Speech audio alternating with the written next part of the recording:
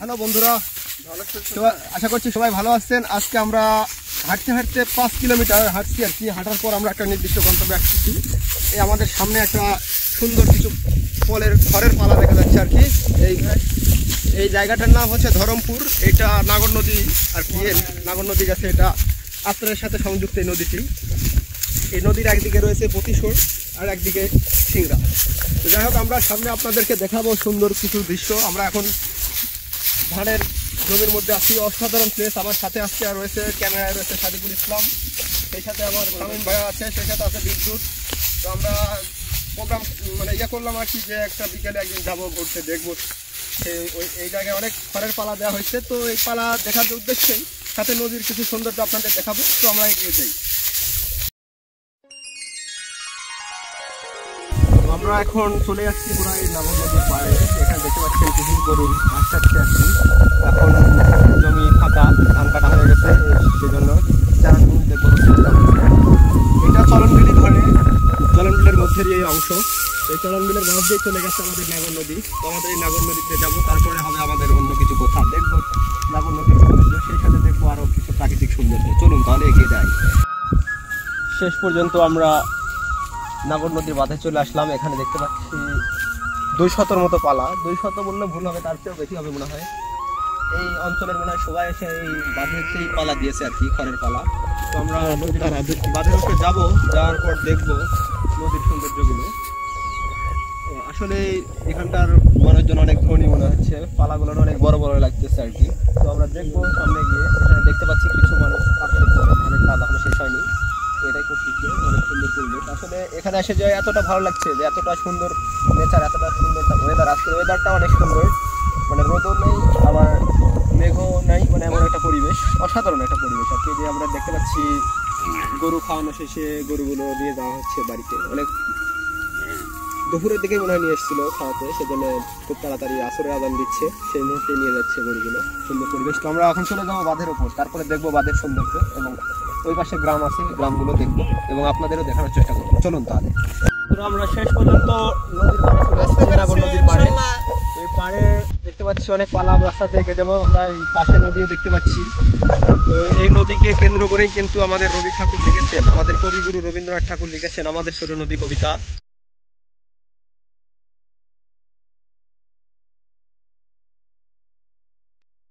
তো এই নদীতে বর্ষাকালে অনেক পানি হয় আর কি, বন্যার পানি আসে যখন, তখন অনেক ঢেউ হয় এবং অনেক নৌকা চলাচল করে। এই নদীতেই চলে যায় সিংড়া, এই নদীতেই চলে যায় পতিশোর, এই নদীতেই চলে যায় কালীগঞ্জ।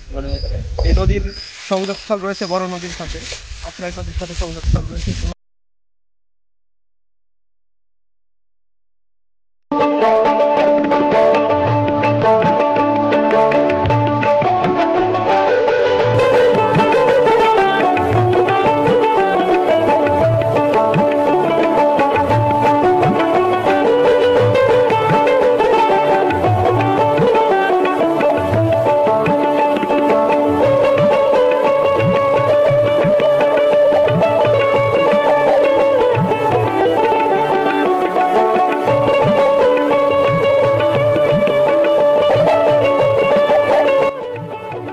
আমরা এই পালার রাজ্যে দিয়ে হাঁটতে হাঁটতে চলে আসলাম নদীর আর বাকি। এখানে দেখতে পাচ্ছি পাইকর গাছ। আমরা পাইকর গাছের কাছে যাবো।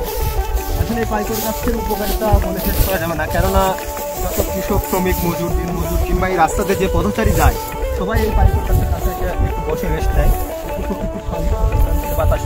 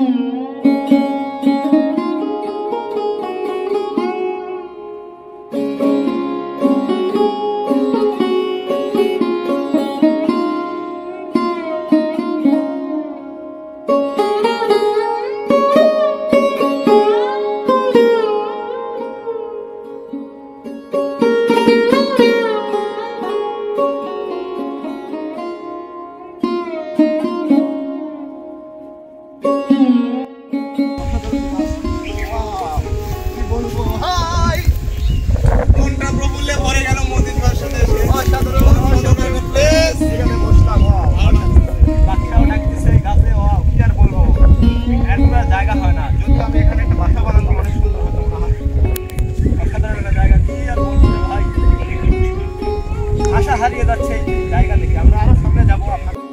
আমরা দেখতে দেখতে সেই আবার ওই সোলার দিয়ে একটি ডিপ আর কি আমি হেঁটে যাচ্ছি ডিপ বাদ দিয়ে সোলার দিয়ে ডিপ করা হচ্ছে।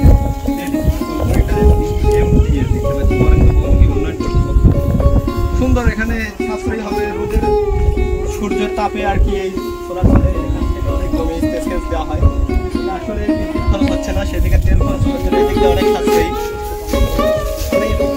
এর আগে দেখছিলাম এই জায়গাতে, আমি এই সিস্টেমটা দেখছি এর আগে কখনো দেখা হয়নি। এর আগে দেখতেছি আমাদের এলাকাতে এই জিনিসটা করা হচ্ছে অনেক জায়গায়, দুই জায়গায় দেখলাম।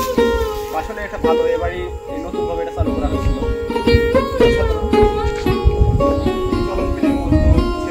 এই বিলের আর একটা নাম রয়েছে, আমরা বলতে পারছি না, যদি এই মুহূর্তে মনে করতে পারছি।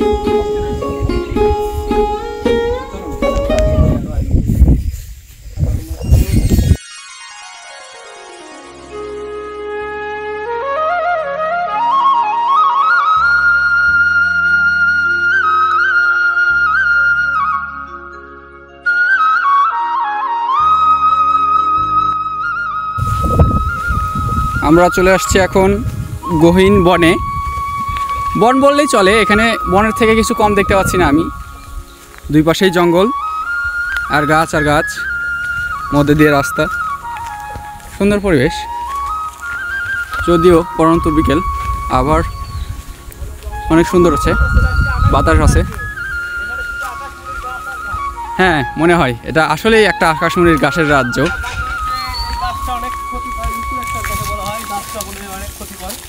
বিশেষ করে পাতা যখন আমরা দেখছি পুকুরের পানিতে পরে কালো হয়ে যায়, পানিটা গ্যাস হওয়ার সৃষ্টি হয়ে যায়। তারপরে মানুষ এই গাছের পুরো ঝুঁকি নিচ্ছে, কারণ এটা অতি দ্রুত বড় হয় এবং কাঠ তাড়াতাড়ি হয়, সেজন্য অতি দ্রুত কাঠ পাওয়ার আশায়, দাম পাওয়ার আশায় এই গাছটা ইউজ করে ফেলছে।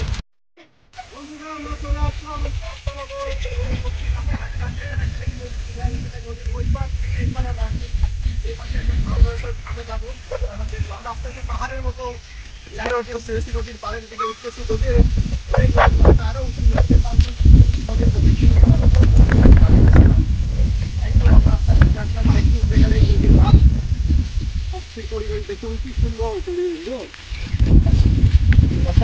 সামনে মনে হয় ওরা তো সাথে না